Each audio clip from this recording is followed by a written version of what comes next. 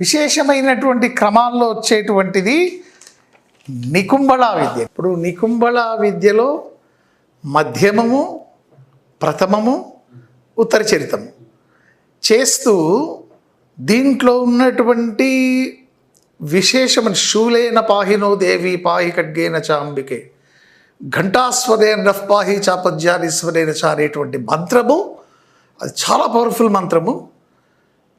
ఆ మంత్రాన్ని ఈ విధమైనటువంటి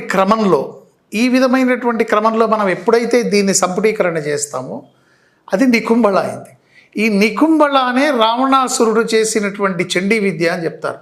నికుంభళలో రావణాసురుడు చేసిన తర్వాత దాన్ని ఇంద్రజిత్తుకి ఇవ్వడం జరిగింది. అందుకే అంత అద్భుతమైనటువంటి శత్రునాశనం వాళ్ళు చేయగలిగారు అనేటువంటిది మనకు నికుంభళ విద్య ద్వారా తెలుస్తుంది. యోగిని విద్య దగ్గరికి వచ్చేసరికి ఏంటంటే 64